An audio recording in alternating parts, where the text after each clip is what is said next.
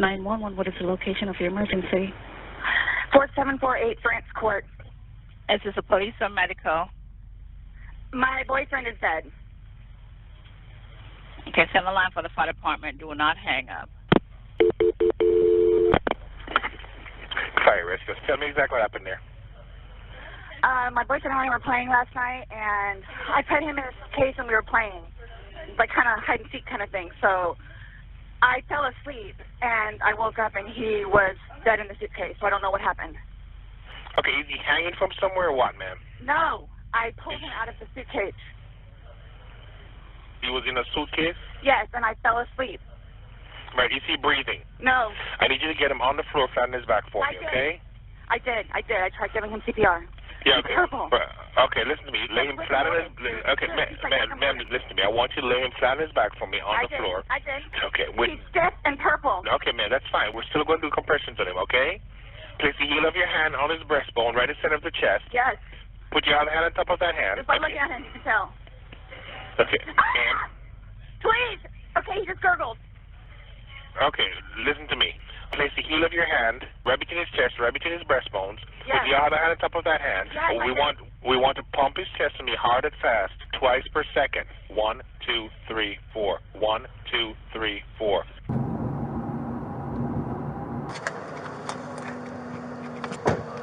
Who pronounced?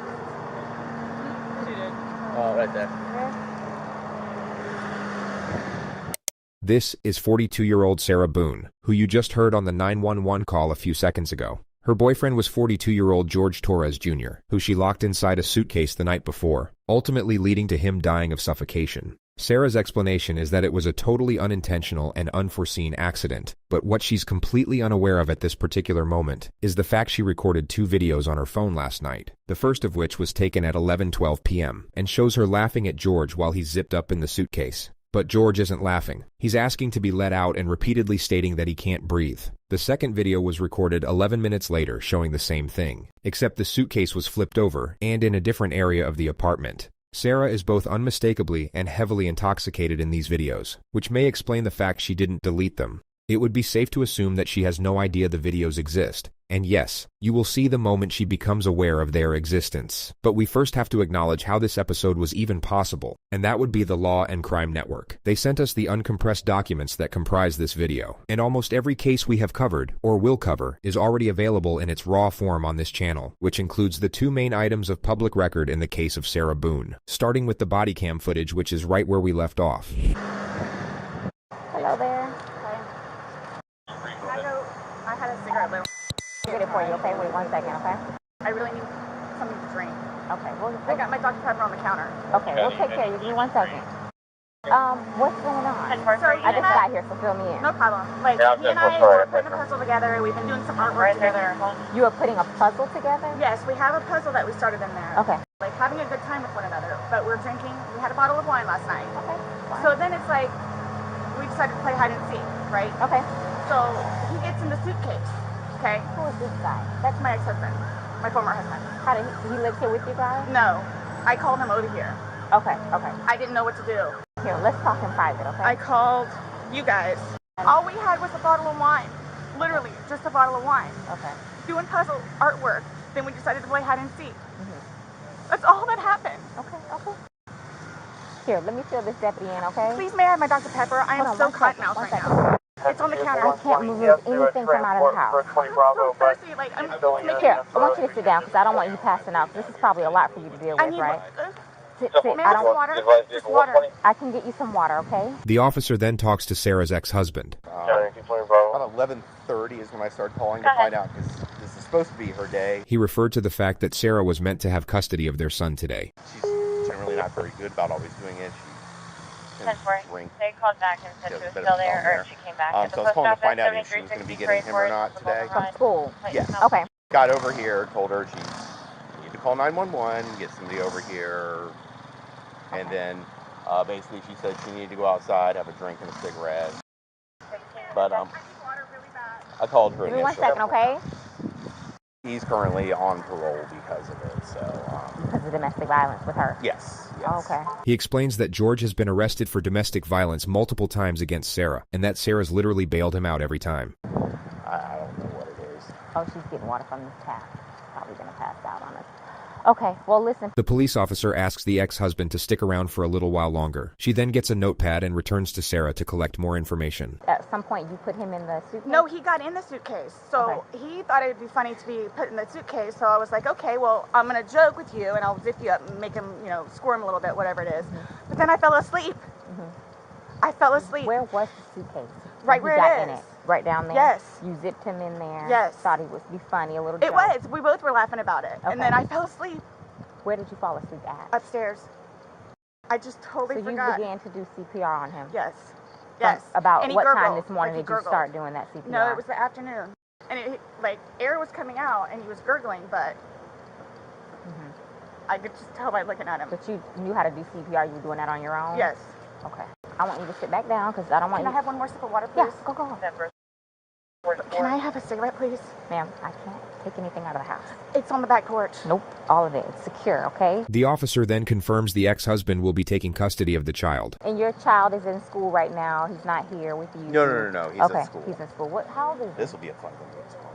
He's 9. He's third grade. I can't even start with how you would explain something like this. Okay. The ex-husband leaves, and the officers wait for investigators to arrive. Can I please just have a cigarette? They're on the back porch. Not right now. We can't have you go and get anything. Why don't you sit in the shade? The investigators then arrive. Hey, Sarah. Did you get enough water? Yes. Do I have to stand up, though? No, if you want to stay seated, I don't want you getting lightheaded. I feel weird. So remember I said the detectives were going to come out and talk to you and go from there. They're here. They're going to ask you a few questions and then go from there, okay? All right. All right, Sarah. My name's Chelsea. My partner, Scott. They ask Sarah what happened. So he decided to get in the suitcase. So I thought it would be funny and he was laughing about it too, to zip him up in there. I go upstairs and fell asleep. I don't know what happened. Okay. After you zipped them up, did you move the bag around and mess with them at all, or you just zipped it up and walked away and laughing? Both were laughing about it, but I went upstairs and I fell asleep. Okay. I'm afraid for my life. I want you to know that. I am afraid Why is that? for my life. His family have never liked me. Have you called any of them? We talked to his daughters yesterday. No, I mean, about this. Does No. anyone know? Okay. They're going to kill me. Okay, well. Do they live local? Yes, they're down the road. They're going to kill me. The detectives reassure Sarah that she's not about to get murdered, and then go in to investigate the apartment.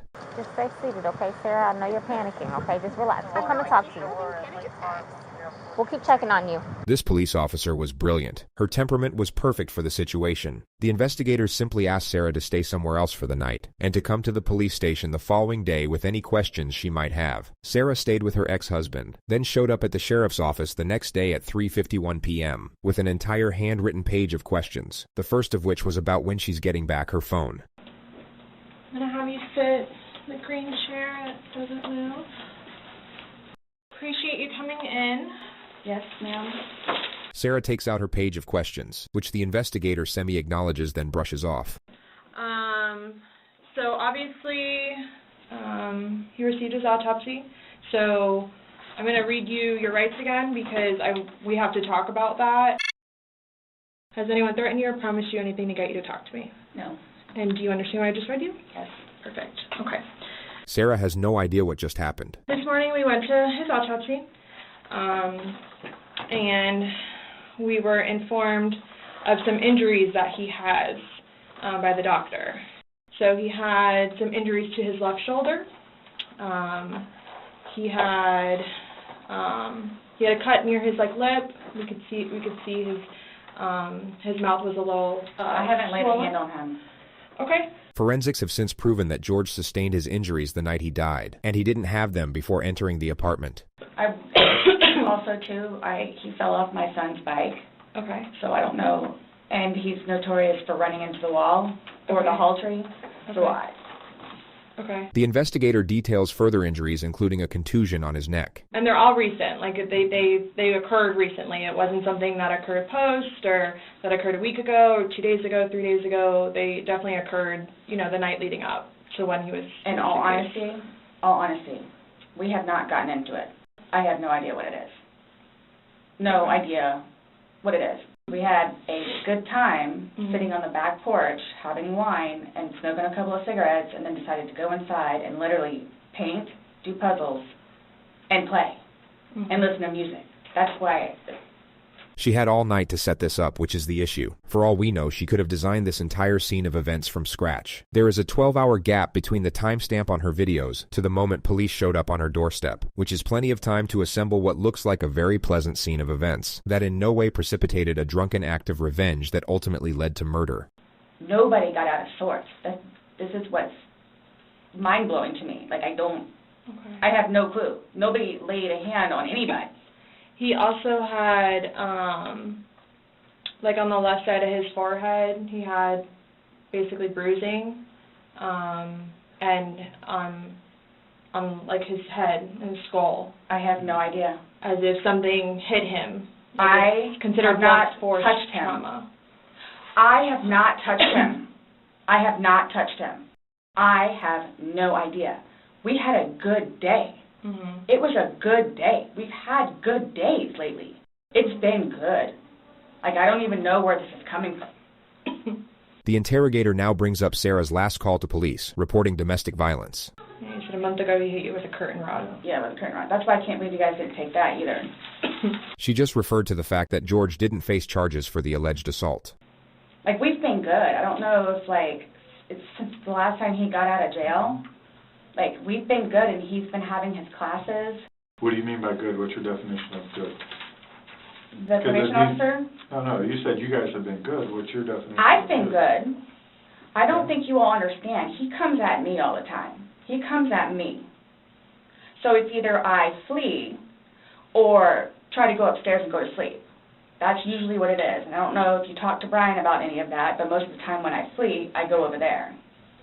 So Sarah is detailing possible motives for retaliation. Routine procedure would be to keep her train of thought locked on this element, provide encouragement and understanding while inquiring further into the suspect's grievances with the victim. The only problem is that the lead interrogator really doesn't like Sarah, and abandons the task of pretending to, which makes this a significantly flawed, yet remarkably entertaining process to bear witness. Right, but you're saying that you guys have been good, and when I asked you yesterday, the last incident that you could remember was the curtain rod incident, which you said was a month ago, so give or take. Right. The investigator challenges an earlier assertion which remodels the discourse, and the suspect then starts defending her relationship with the victim. I really love him, like I do, and I feel like I can help him. He came a really long way, and he was trying. He was really trying. She somehow transitions into the principle of how she doesn't normally drink, and it's kind of only because of George that she drinks at all. The occasional wine, whatever, or if it's a weekend, that's when you have a good time. You don't have to wake up the next day. I have to wake up the next day and do things. I can do 50 things at once and still know the 50 things more prior that I need to get done. He can't process like that. He didn't process like that. So the next thing you know, he doesn't want to deal with it. I'm going to go get something to drink. Nobody knew George better than I did. I say that I knew George better than himself. And I tried in every way, shape, and form. Ask everyone. I helped him. I took care of him. Sarah talks about George's anger management classes and the supposed progress he was making. And would always come home and show me his papers, and we would look over his papers together. Where it's like, wow, you actually are learning this in class? And some of the stuff that they would show them, like videos, he would come home and be like, Sarah, I'm so sorry for what I've done to you. He changed. And that's why you're still with him, even though he's done all these things to you. And when I tell you I love him, I love him. When you love somebody, you have limits. Everybody tells me that. At some point, somebody gets enough. In the next moment, the detective will say, then they have to do something to defend themselves. Sarah's temperament will completely switch at the completion of this sentence. Then they have to do something to defend themselves. I would just flee, and I don't know if you would like to see on my phone, or I think it's actually on a laptop. She explains how she once filed a restraining order against George, then for some reason brings up his ex-wife. When I say a monster, she's a monster. The interrogator lets her vent about the ex-wife for 2 minutes. She will now bring the focus back to the investigation. Since talking yesterday, do you remember any, like, timelines better? Like, what time you guys were playing, what time he was zipped up in the luggage, what time you went upstairs? We started because we cleaned the house a little bit, did some laundry. She recalls the game starting at around 4 p.m. and her going to sleep at around midnight. So I have 4 and I have midnight, so there's a big gap. So I'm just curious, like, if you recall when you went upstairs to hide in the shower, or... Like when we started to play hide and seek? Yeah.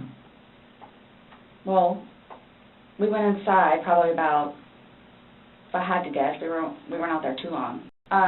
Worked on the puzzle again, finished it, started to paint. Well, started to listen to music for a little bit, started to paint. Can we turn the music off? No problem. Start at the top, paint, whatever. I don't want to paint anymore. Let's just, come on. Okay, you want to play hide and seek? What he does is, okay, tag, you're it. So it's like, okay, we know. Okay, take off. That's not how you play hide and seek. That's what we did. Have you guys ever played you said you played hide and seek like probably 3 times in your relationship. When you have played, have you ever zipped him up in a suitcase prior? No. Okay. The suitcase originally is in our closet, buried all the way to the back. I know the CSI people saw our closet. Our closet needs to be cleaned out really bad. My son's clothes need to be cleaned out really bad because they don't fit him anymore, and I'm tired of looking at them. So he took it upon himself, including that suitcase, to take it downstairs so we can get all of our clothes, our donations and everything, and just leave the whole thing by the clothing and shoe thing at my son's school. Gotcha. No, I'm just asking, in the past, like, have you ever zipped him up in anything, jokingly or not, but obviously no. I understand, you know, you're claiming that Sunday it was a joking matter, you were laughing, he was laughing, but what I'm just asking is in the past, like, is it something that you guys normally do? Absolutely not. Okay. Okay, so do you remember making any videos or maybe having any any photos, videos that you remember doing on your phone on Sunday? No. No? I think I took a picture of a dog. Okay. So I have something that I want to show you that we found, and it was from your phone. With regard to the colossal realm of interrogation footage, the level of notoriety these next moments acquired is virtually unprecedented. I feel like this picture belongs on a wall somewhere. Can you see it? If you need to move it around, go ahead.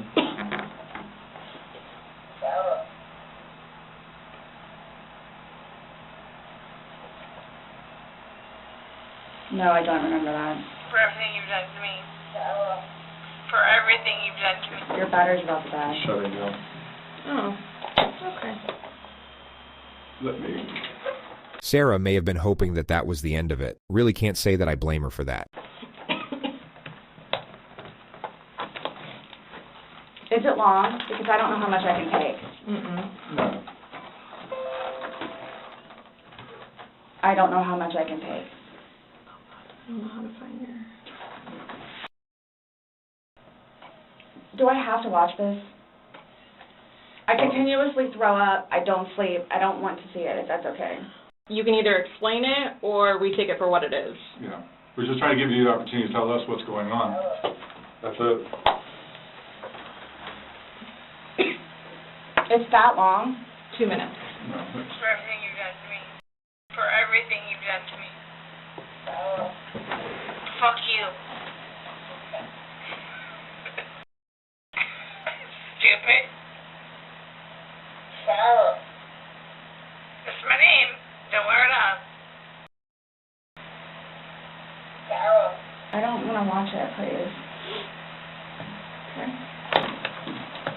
That's him saying that he can't breathe, and you saying fuck you. So this is upside down. The interrogators should not be cutting each other off, but their missteps can be forgiven on this occasion due to the power of the evidence, which the lead detective will now focus on. Guys, this is killing me right now. So this image is upside down, and then this small video that occurred 11 minutes later, it's flipped over the other way, closer to your dining room table. Okay. Now, he's obviously still in there. So he didn't, how did it go from the back to the front? I flipped it. Okay. My plan was not to go upstairs and go to sleep. Well, that's what you did. Yeah. But not intentional though. No, you told me you went upstairs because you were Stop getting here. ready for bed. Just to be clear, Sarah still has no idea how screwed she is. She just referred to an earlier statement that she didn't lock up the suitcase all the way, so George could get out. Stopped here. Okay, but Where's here? show me where you can see any fingers coming out. And his head's right here. Mm-hmm. So going like this, it's like this. But why is he saying I can't breathe, and why is he pushing on it as if he can't get out? And it doesn't show a hole. There's no hole. There's no fingers. I don't see his fingers. There's no hole. I don't know what you want me to tell you. Like, I don't know, like, what you want me to tell you. I'm just telling you what we see and what we've heard from the other video. I understand. He's begging for you to let him out. You're laughing in the beginning, and then in the end it sounds kind of like a... No, it's not malicious. Well, saying fuck you. It's not malicious. Then what is that? My intention was not to leave him in there. Please understand that. My intention was not to leave him in there. This video is at 11:12 when it starts, so was he in there for like a long time prior to recording this? No. No. I think we've all gathered by now that Sarah might be twisting the truth in her favor a little bit. She seems to have forgotten that 2 minutes ago she claimed to have no recollection of this incident, so her impeccable memory all of a sudden seems rather selective. But I didn't think that he was, like, panicky. Like, So pushing up on a suitcase saying, Sarah, Sarah, Sarah, I can't breathe, and you're the only one laughing. Okay. And you're the only one saying derogatory comments, like you're mad. No. Please don't, I don't mean to sound negative, and I don't know if I can say this, but, like, it's like you guys are kind of trying to, like, feed me. The interesting thing about Sarah is that her intuition is correct. She sort of recognizes what the police are doing here, but still has no idea of the ramifications. Her energy resembles that of someone who feels the police are about to start rumors about her. No, I'm just trying to show you a video that you no longer want to watch because you probably don't want to know the outcome of how and what you said. My plan was not to go upstairs and go to sleep. My plan was not to, he'll be up here any minute. But you willingly went upstairs and went to sleep. No one forced you to go upstairs and get My ready plan for wasn't bed. also to leave him in the suitcase. So why didn't you take him out? Because I went upstairs, and then I fell asleep. But why didn't you consciously think, he's asking to come out, he can't I didn't do it breathe. intentionally. What do you think is going to happen if you leave somebody in a confined space like that?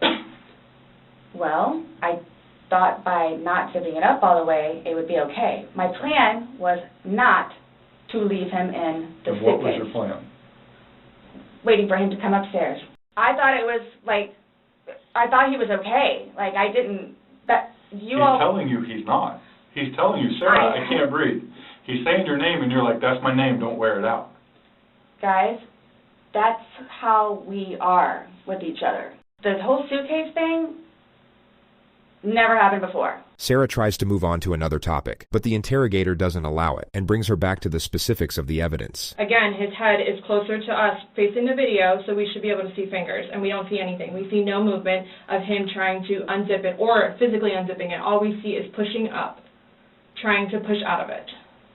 Please do not assume. I mean, you put him in, so why didn't you take him out? Because I was upstairs and I fell asleep. No, before you went upstairs. You, like, consciously had to walk upstairs.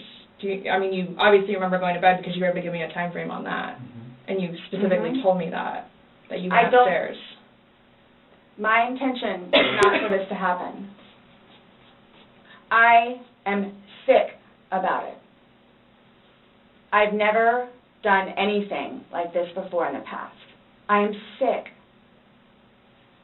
The lead interrogator starts playing the video as Sarah is mid-sentence reiterating her innocence. I don't know. I don't know what you all want me to tell you because this was not in any way, shape, or form. You admit to moving the suitcase, like, over. So You roll it.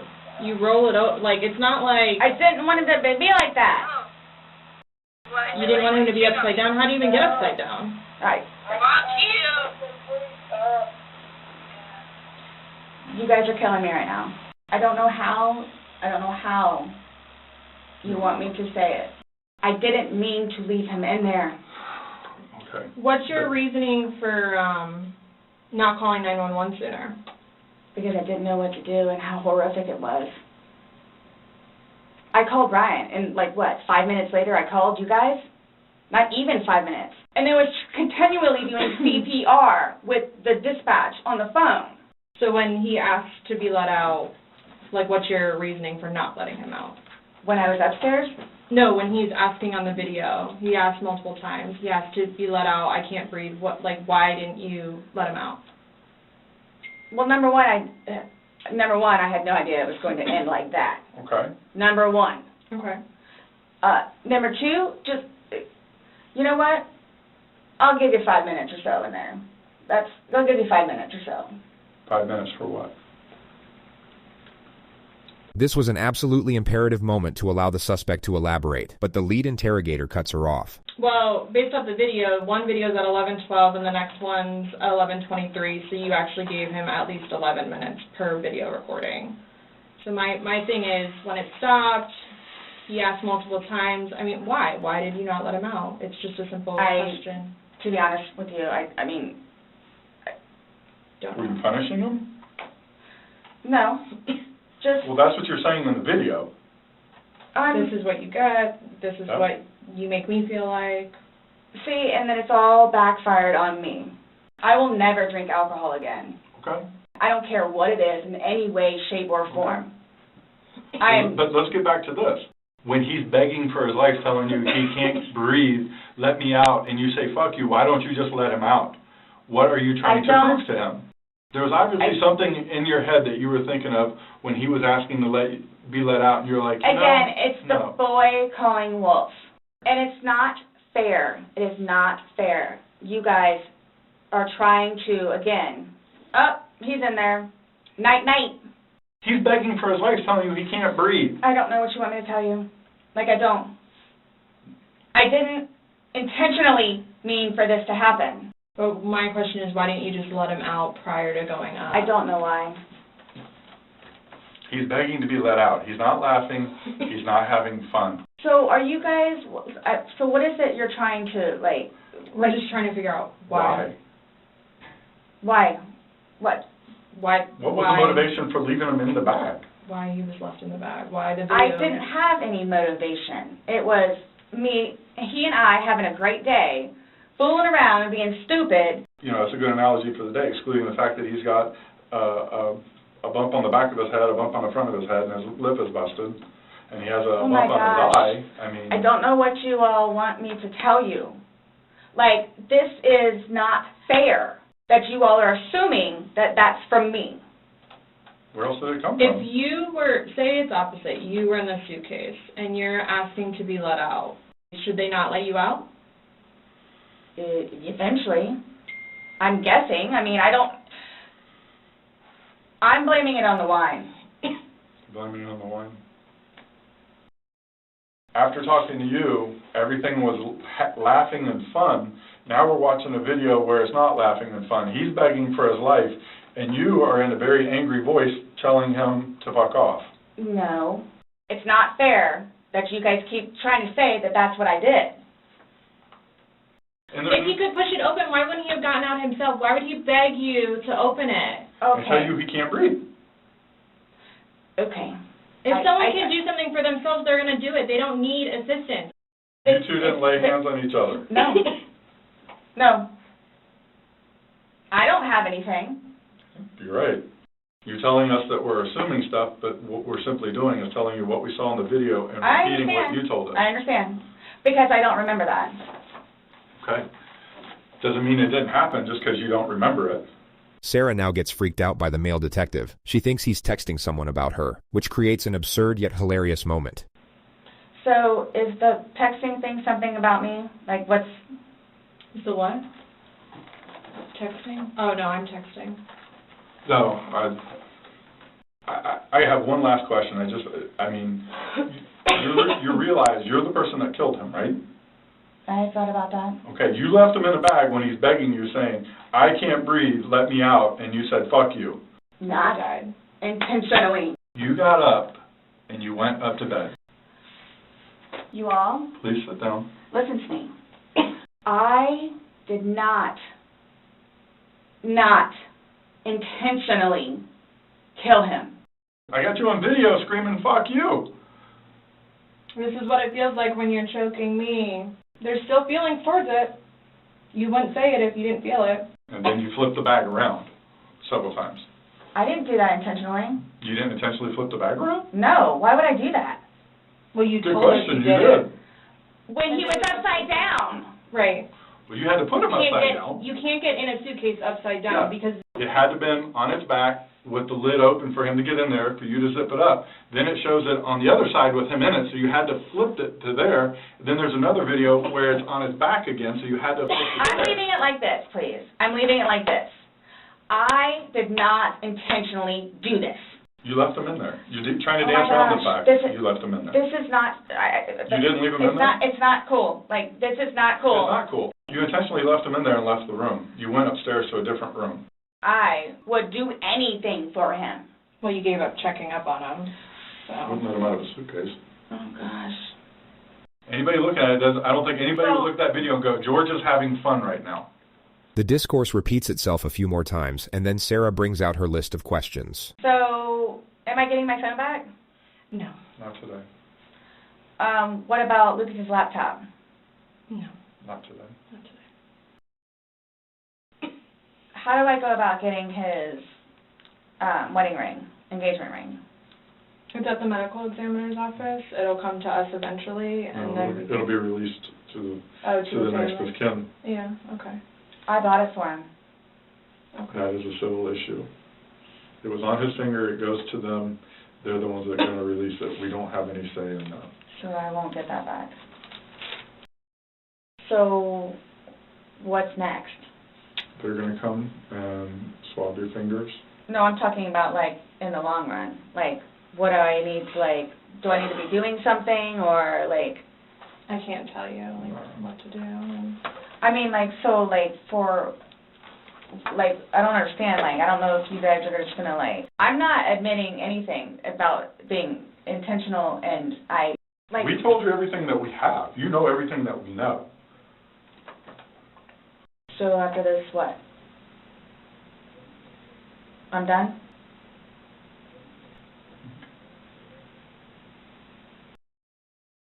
In itself, for me to have to live with getting him out and doing what I did is punishment enough. Nonetheless, I have to live without him now. Mm-hmm. His daughters, too. Are you trying to make it worse? Sorry, what? Are you trying to make it worse?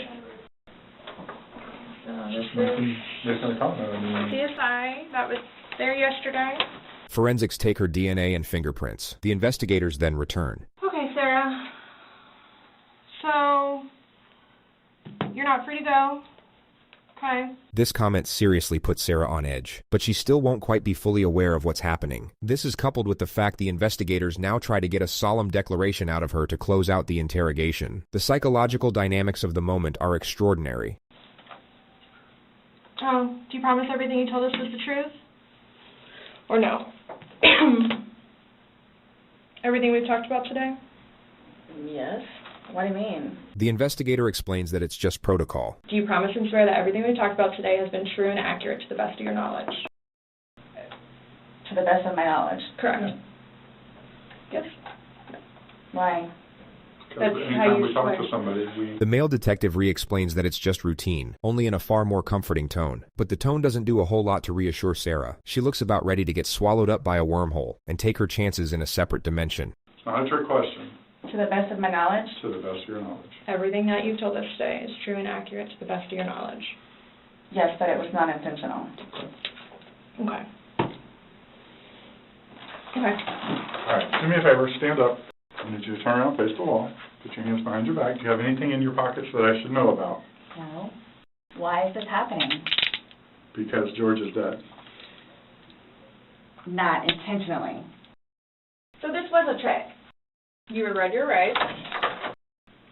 Why Are is you this trying? happening? Because Before you all said I could leave. So what am I supposed to do now? I had a don't sneaky work in suspicion the... this was going to happen. And I need water, like, really bad, please. How's she?